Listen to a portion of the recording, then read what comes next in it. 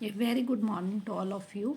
आज हम करेंगे सम्मति का चैप्टर, जो है आपका 12th चैप्टर। देखने में बहुत ही आसान है और वैसे भी बहुत ही आसान है। देखिए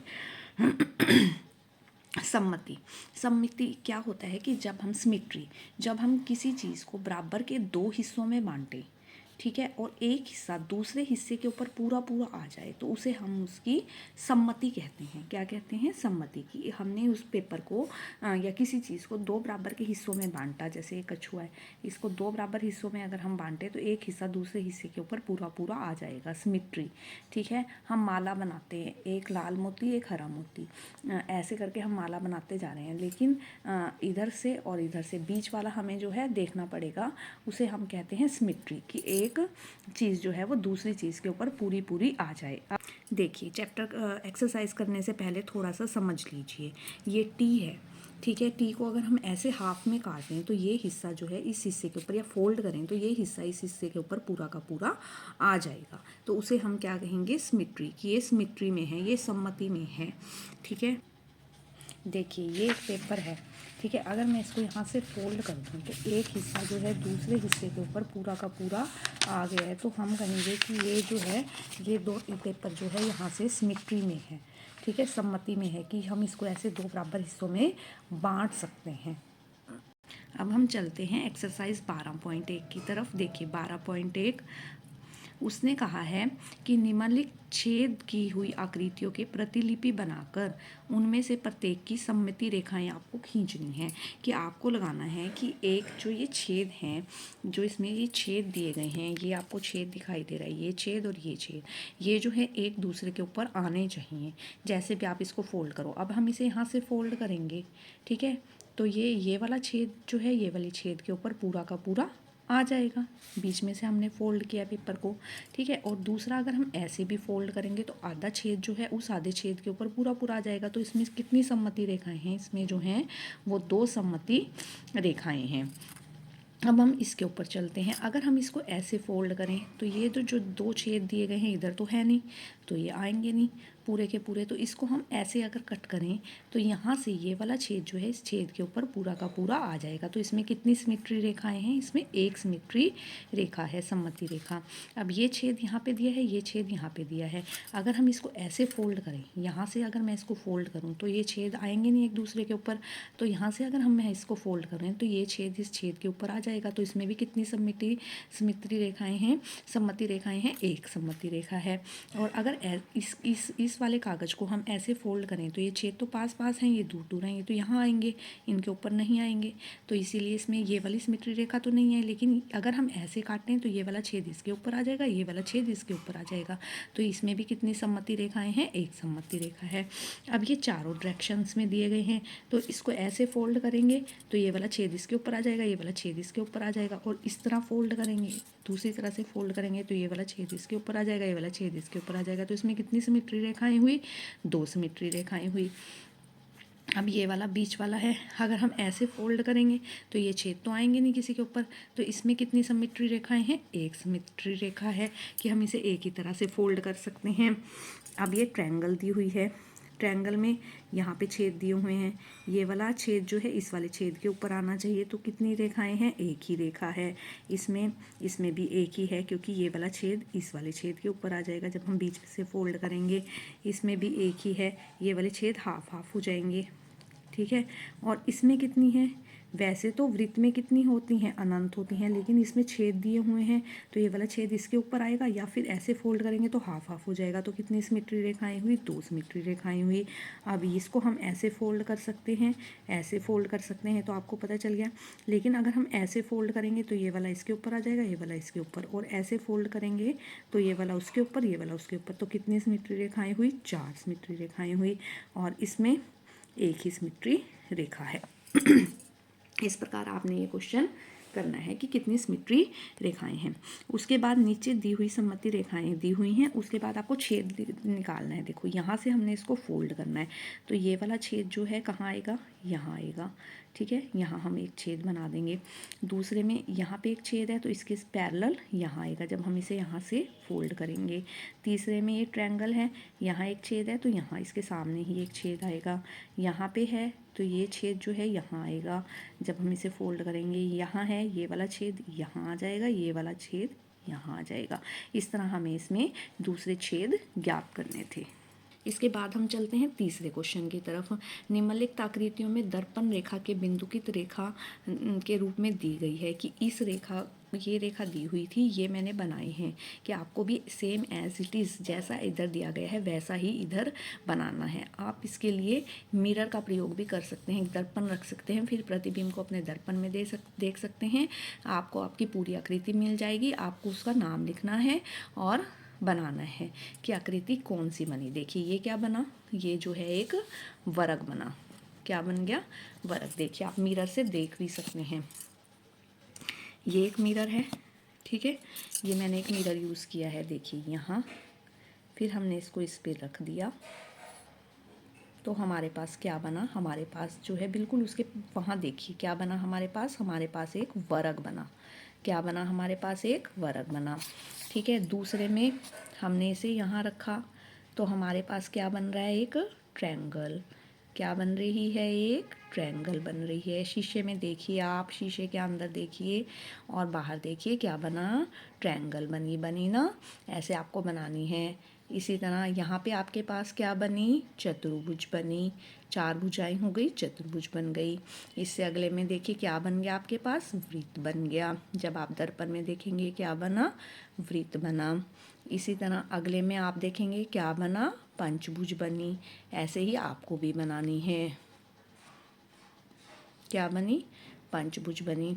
इसके बाद अगले में आप देखेंगे क्या बनी? षटभुज बनी। आपने मिरर में देखना है क्या बना? षटभुज बनी। आपके पास षटभुज बनी। इसी प्रकार आपको भी षटभुज बनानी है। ठीक है, वर्ग बना, लिख दीजिए क्या क्या बना? त्रिभुज बनी, चतुर्भुज बनी, और क्या बना? वृत्त बना, पंचभुज बनी, और क्या बना? षटभुज बनी। इस प्रकार आप भी लिख दीजिए और बना दीजिए। निम्नलिखित आकृतियों में एक से अधिक सममिति रेखाएं हैं कि इसे हम यहाँ से भी फोल्ड कर सकते हैं, यहाँ से भी फोल्ड कर सकते हैं, यहाँ से भी, यहाँ से भी, यहाँ से भी, यहाँ से भी। ठीक है, ऐसी आकृतियों को कहा जाता है जिसमें एक से अधिक सममिति रेखाएं होती हैं। अब आपको नीचे दी गई आकृतियाँ हैं, इसकी पहचान करनी है कि इसमें कितनी सममिति रेखाएँ हैं। अगर आप ऐसे नहीं कर सकते तो आप दर्पण की सहायता ले सकते हैं कि आप दर्पण को विभिन्न जगहों पर रखकर देखिए, सेम आकृति जहाँ पर बन जाती है वो उसकी सममिति रेखा है कि वहाँ से वो बराबर के 2 हिस्सों में बढ़ती है। देखिए यहाँ पर देखिए, जो आकृति हमें दी गई है वही आकृति यहाँ पर मिरर रखने से बन रही है, तो इसका मतलब ये इसकी सममिति रेखा है, ये इसे बराबर के 2 हिस्सों में बांट रही है। इसी तरह यहाँ पर देखिए, जब हम इसको मिरर को यहाँ रख देते हैं तो भी सेम आकृति बन रही है, तो इसका मतलब ये रेखा भी इसको 2 बराबर हिस्सों में बांट रही है। यहाँ रख देते हैं तब भी सममिति रेखा बन रही है, ये इसको बराबर के 2 हिस्सों में बांट रही है। इसको हम सममिति रेखा कहते हैं। देखिए यहाँ एक सममिति रेखा खींच सकते हैं आप, यहाँ एक खींच सकते हैं, एक यहाँ पे खींच सकते हैं। ये जहाँ पर भी ये बने हुए हैं वहाँ पर इसकी इस वाली आकृति की सममिति रेखाएं बन रही हैं, इसलिए इसी तरह इसको यहाँ से हम 2 बराबर हिस्सों में बांट सकते हैं, यहाँ से 2 बराबर हिस्सों में बांट सकते हैं। इसमें 2 सममिति रेखाएँ हैं। इसको हम 3 जगह से 3 सममिति रेखाएँ हैं। इसमें 4 सममिति रेखाएं हैं, इसमें 4 सममिति रेखाएं हैं। इसे हम सिर्फ एक जगह से 2 बराबर हिस्सों में बांट सकते हैं, एक सममिति रेखा है। इसमें 4 जगह से बांट सकते हैं, 4 सममिति रेखाएं हैं। और इस वाली फिगर को तो हम बहुत सारे तरीक़ों से बांट सकते हैं, इसमें तो बहुत सारी सममिति रेखाएं हैं। देखिए 1 1 2, ठीक है, फिर 3 4, जहाँ पे भी ये फूल बन रहे हैं 1 2, वहीं पर 3 4 5, जितने भी बन रहे हैं 1 2 3 4 5 6 6, ये 6 तो यही बन जाएंगी फूलों वाली। फिर इनके बीच के हिस्से के 12 सममिति रेखाएं इसमें आप खींच सकते हैं। 5th क्वेश्चन की तरफ। यहाँ आपको एक आकृति की प्रतिलिपि दी हुई है। यहाँ से आपको एक विकर्ण लेना है और उसको और छायांकित करना है कि इस विकर्ण के अनुदिश सम्मति हो जाए। देखिए आपको एक आकृति दी हुई है, यहाँ पर इसमें यहाँ पर कलर आ रहा है, यहाँ पे कलर आ रहा है। अब हम इसका विकर्ण खींचेंगे। हमने जब इसका विकर्ण खींचा, ये देखिए विकर्ण पे इसे रखा तो क्या हुआ, देखिए हमें कलर कहाँ दिखाई दे रहा है, हमें कलर देखना है कहाँ दिखाई दे रहा है। ये वाला जो है, ये हमें ये बीच वाला छोड़कर यहाँ दिखाई दे रहा है। यहाँ पे कलर होना चाहिए, लेकिन इस फिगर में यहाँ पर कलर नहीं है। यहाँ पे हमें कलर करना है, ठीक है। जब हम यहाँ पे कलर कर देंगे ब्लैक कलर,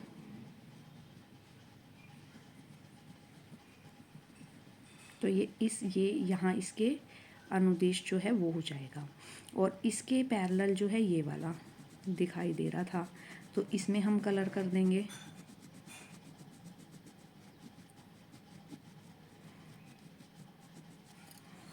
ठीक है।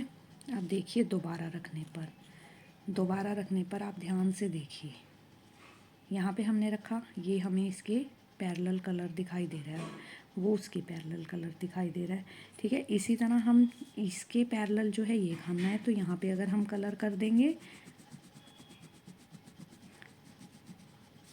और इसके पैरेलल ये खाना है, तो यहाँ पर हम कलर कर देंगे, तब ये जो है विकर्ण जो है वो सम्मति रेखा बन जाएगा।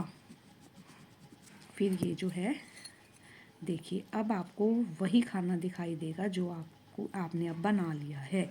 दो वहाँ पर कलर। ठीक है। तो अब ये जो ब्लॉक है ये सम्मति बन गया है, सम्मित हो गया है। ठीक है कि ये दो खाने कलर, ये दो खाने, ये दो खाने, ये दो खाने, और इस एंगल से भी देखेंगे तब भी ये हमें सम्मिति नज़र आएगा। अब हम चलते हैं छठे क्वेश्चन की तरफ। देखिए छठा क्वेश्चन, जब हमें ये फिगर पूरी करनी थी, देखिए ये तो हमें समझ आ गई कि यहाँ से हम स्टार्ट हुए, यहाँ से चले सीधा यहाँ से चले। ठीक है। उसके बाद नहीं हमें समझ आ रहा कि ये कैसे बनेगी, तो हम यहाँ पर जो है रेखा रख लेते हैं, यहाँ पर जो है हम मिरर रख लेंगे। जब हम यहाँ पे मिरर रखेंगे तो हमारा जो कंसेप्ट है वो क्लियर हो जाएगा कि हमें कहाँ पे क्या बनाना है। ठीक है। फिर आप आसानी से इसको बना सकते हैं। ये देखिए अब आपको समझ आ रहा है कि उस साइड आपको कहाँ पे क्या बनाना है, फिर आप इसे आसानी से बना पाएंगे। ठीक है। देखने पर आपको पता चल गया अब कि आपको कहाँ से क्या जोड़ना है, फिर आप आसानी से जोड़ पाएंगे। देखिए ठीक है, यही बनाया मैंने। तो इसके ऊपर आप मिरर रख लीजिए, जो फिगर आपको इधर दिखाई दे रही है वही फिगर आपको उस साइड ड्रॉ करनी है। ठीक है। तो देखिए ये और ये तो आप आसानी से ड्रॉ कर लेंगे। उसके बाद देखिए ये है तो ये ड्रॉ कर लीजिए, फिर ये ऐसे टेढ़ी है, ये टेढ़ी ड्रॉ कर लीजिए। उसके बाद ये ऐसे टेढ़ी है, ये टेढ़ी ड्रॉ कर लीजिए। फिर ये इस प्रकार आपकी ये जो फिगर है पूरी हो जाएगी। अगली फिगर आप आसानी से ड्रॉ कर पाएंगे। ये उसने दिया हुआ है, इसके साथ आप चलिए ऐसे, फिर उसके साथ आप बिल्कुल चलते जाएंगे तो आपका स्क्वायर जो है आसानी से बन जाएगा। ये उसने दिया हुआ है, फिर उसके पैरेलल ही आप इधर का ड्रॉ कर लीजिए, फिर उसके पैरेलल इधर का, फिर उसके पैरेलल इधर का। इस तरह आपकी जो है वो सम्मति रेखाएं पूरी हो जाएंगी। अब निम्नलिखित आकृतियों के लिए सम्मति रेखाओं की आपको संख्या बतानी है कि कितनी सम्मति रेखाएं इनमें होती हैं। ठीक है। देखिए सबसे पहले बात आती है समबाहु त्रिभुज की। एक समबाहु त्रिभुज बनाइए, 6 सेंटीमीटर की, 2 3 जितने मर्जी सेंटीमीटर की उसमें खींचिए। उसमें तो 3 सम्मति रेखाएं होती हैं। कितनी सम्मति रेखाएं होती हैं समबाहु त्रिभुज में? 3 होती हैं। उसके बाद समद्विबाहु बनाइए। समद्विबाहु में एक ही होती है, बीच वाली समद्विबाहु में एक ही होगी। उसके बाद विषम बाहु बनाइए। विषम बाहु में कोई भी सम्मति रेखा नहीं होती जो उसे बराबर के 2 हिस्सों में बांट सके। उसके बाद वर्ग बनाइए। वर्ग में 4 सम्मति रेखाएं होती हैं। वर्ग में कितनी होती हैं? 4 होती हैं। उसके बाद आयत बनाइए। आयत में कितनी होती हैं? 2 होती हैं। उसके बाद समचतुर्भुज बनाइए। वर्ग एक समचतुर्भुज है जिसकी समान भुजाएं हैं चारों की चार, उसमें भी 4 सम्मति रेखाएं होंगी। उसके बाद समानांतर चतुर्भुज बनाइए। समानांतर चतुर्भुज कहीं से भी बराबर के दो हिस्सों में नहीं बढ़ती, तो उसमें कोई सममिति रेखा नहीं होती। उसके बाद चतुर्भुज बनाइए। चतुर्भुज आयत भी चतुर्भुज है और वर्ग भी चतुर्भुज है, 2 भी हो सकती हैं और 4 भी हो सकती हैं। उसके बाद षडभुज बनाइए। षडभुज जिसकी 6 भुजाएं हों, जितनी भुजाएं उतनी ही सममिति रेखाएं, तो 6 सममिति रेखाएं होंगी। और वृत्त में जो है आपकी अनंत सममिति रेखाएं होती हैं। वृत्त को आप कहीं से भी काट लीजिए, आपके पास जो है अनंत सममिति रेखाएं आएंगी। आप कहीं से भी काटिए, वृत्त के पास अनंत सममिति रेखाएं होती हैं। जो 8th क्वेश्चन है अंग्रेजी वर्णमाला का, ये मैं आपको एक अलग से वीडियो में बताऊंगी। इससे नेक्स्ट वीडियो अपलोड करूंगी, उसमें आपको इंग्लिश के सारे वर्ड्स में बताऊंगी, किसमें ऊर्ध्वाधर है, किसमें क्षैतिज है और किसमें दोनों हैं। ठीक है, वो वीडियो आप अलग से देखिएगा प्लीज़। ऐसे आकारों के 3 उदाहरण दो जिसमें कोई सममिति रेखा नहीं होती। ये बनाना बहुत आसान है। 9th क्वेश्चन आपका, जिसमें एक भी सममिति रेखा नहीं होती। आप कोई भी टेढ़ी मेढ़ी सी आकृति बना दीजिए, उसे आप बराबर के 2 हिस्सों में कहीं से भी नहीं बांट सकते। ठीक है, आप किसी भी तरह की टेढ़ी मेढ़ी आकृतियाँ बना दीजिए, उसमें कोई भी सममिति रेखा नहीं होगी। ठीक है, आप किसी भी तरह की आकृति इसमें बना सकते हैं, कोई भी 3 उदाहरण दे सकते हैं। उसके बाद 10वें क्वेश्चन की तरफ, एक समद्विबाहु त्रिभुज को में जो है और क्या नाम दे सकते हैं। समद्विबाहु त्रिभुज आपने देखा है, समद्विबाहु त्रिभुज पे चलते हैं। समद्विबाहु त्रिभुज में जो ये है, इसको हम क्या कहते हैं, लंब भी कहते हैं। ठीक है, समद्विबाहु त्रिभुज ये 10वें का है। समद्विबाहु त्रिभुज में बीच वाले को हम क्या कहते हैं, लंब भी कहते हैं। क्या कहते हैं इसको हम, लंब भी कहते हैं। लंब भी कहते हैं, शीर्ष लंब भी कहते हैं। तो इसका क्या हो गया नाम, क्या नाम दे सकते हैं हम इसको, शीर्ष लंब कह सकते हैं।